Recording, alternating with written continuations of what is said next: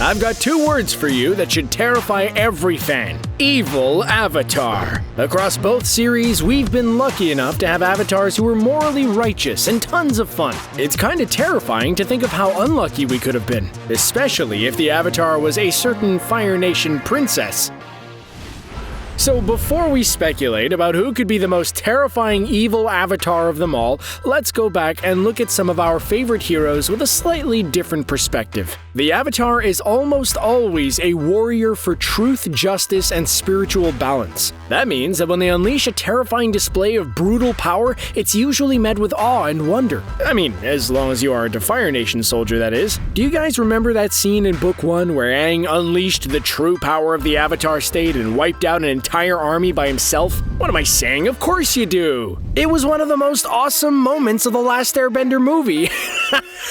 Oh man, I almost got through that without laughing. Alright, it was one of the most awesome moments of the early 2000s. Okay, so imagine that same moment, but from the perspective of a Fire Nation soldier. You're part of an army, and it looks like your campaign is going well. Then, all of a sudden, the moon goes crazy, and a giant water monster rampages through the city, taking out all of your friends before ultimately getting you as well. Aang was a hero that day, sure, but he was also kind of the monster from Cloverfield a little bit. It's lucky for the world that Aang was so nice, because it'd be like 100 years before they'd make giant Pacific Rim-style robots that could fight that kind of monster. Aang also ends the series by coming up with an ingenious way of dealing with Phoenix King Ozai. Instead of taking him out like everyone wanted him to, Aang used the Avatar state to remove his bending forever. This was seen as a tremendous victory that established that Aang would never have to change who he is at his core to save the world. Only this technique would be used to cause great pain a generation later as Amon and the Equalists attempted to remove bending permanently. The same technique is framed as something horrific and vile instead of heroic. It almost makes one wonder if Ozai would have preferred Aang crush him with a boulder. Was it a fate worse than the grave? In The Legend of Korra, we see Korra display a tremendous amount of power even by Avatar standards when she goes up against the evil Unavatu. She essentially made a giant spirit projection of herself that was able to overpower one of the greatest spirits in existence. Sure, this was perhaps her most heroic moment as Avatar, but it also showed that she had the potential for devastating power the likes of which the world had never seen.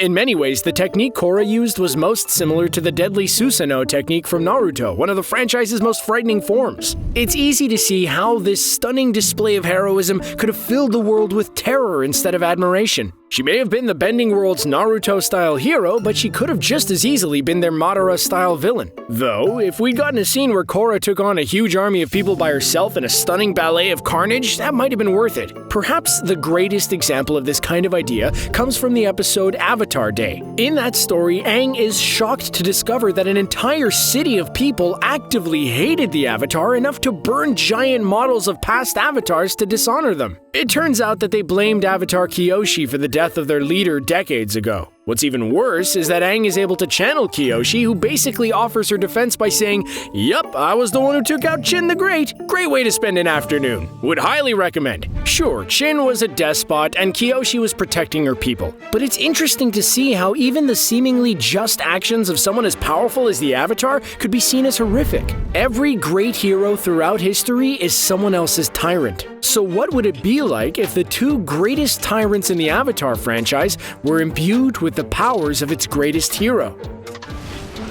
While Fire Lord Ozai was technically the big bad of Avatar: The Last Airbender, we all know that he wasn't the best or even the scariest villain in the series. No, that honor undoubtedly goes to his daughter, the little evil genius Princess Azula. Despite the fact that she was an emotionally damaged teenager, she was able to conquer cities, win battles without her bending, and very nearly destroyed Aang and the Avatar cycle. Sure, she was an expert firebender, but her real talent was that devious, albeit fractured mind of hers. So imagine how much damage she could have done to the world if she were the Avatar instead of Aang. For starters, it's doubtful she would have had the same early life that most Avatars had. They're supposed to travel the world, learning from various teachers who train them in the way of the four bending styles. If Fire Lord Ozai's daughter would have been the Avatar, it's likely that he would have captured bending masters from around the world to force them to train his daughter. It's easy to see a scene where a young Azula threatens her teachers with fire for not teaching her secret techniques most most benders would be afraid of. I can't really see Azula getting a lot out of the healing hands of the water tribes, but bloodbending? You've got to admit, Azula would love bloodbending. The only problem would be that Azula would master the 3 elements only to find herself out of luck with finding an airbending master. That sort of thing happens when your grandfather wipes the air nomads out of existence. Even if Azula were to find scrolls or lessons on airbending,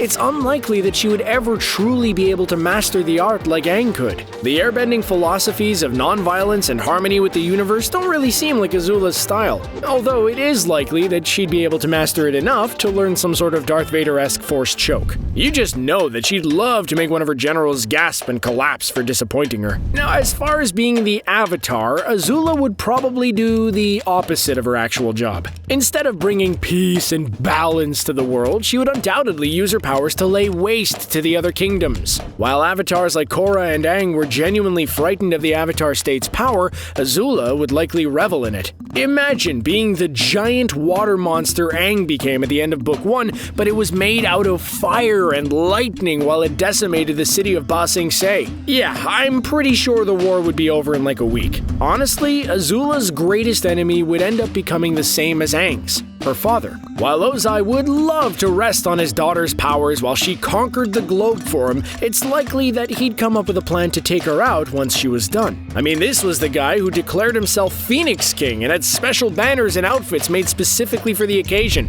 It's not like he's gonna share the spotlight with his daughter. My guess is that he would likely use Sozin's Comet to betray his daughter instead of wiping out the Earth Kingdom. Avatar Azula may be incredibly powerful, but if Ozai ordered an entire battalion of comet-powered firebenders to attack her, it's doubtful even the Avatar state could protect her. But this is Azula we're talking about. This was the girl who strolled into Ba Sing Se and outdid Long Feng in the art of subterfuge. That guy spent years crafting a private brainwashing army of spies only for this teenage girl to outsmart him in an afternoon. So yeah, I think she'd see Ozai's plan coming. Now, while the Fire Nation would be nearly unstoppable during Sozin's Comet, we know that the opposite would be true earlier that year. During the Day of Black Sun, all firebenders lose their bending during the eclipse. It's very likely that Avatar Azula would use this day to utterly conquer the Fire Nation. She'd likely use the Dai Li from her conquered Ba Sing Se to strategically take out valuable Fire Nation assets like her uncle and brother. Then, she'd find her father, but she wouldn't take him out. Not yet, anyway. You know that's not enough style for Azula. She is her father's daughter, after all. No, she'd likely stage an Agni Kai in front of the entire Fire Nation during Sozin's Comet between her and Ozai. She would want to humiliate him in front of all of her people while proving that she was the superior firebender, not just Avatar. Honestly, she'd probably even take Ozai's bending away if she knew the technique. From there, Avatar, Fire Lady, Phoenix Queen Azula would likely just deteriorate. She would turn on her allies and enemies and would very likely reduce the entire world to ashes in her miserable paranoia until she passed away alone and miserable. So yeah, we really dodged a bullet there.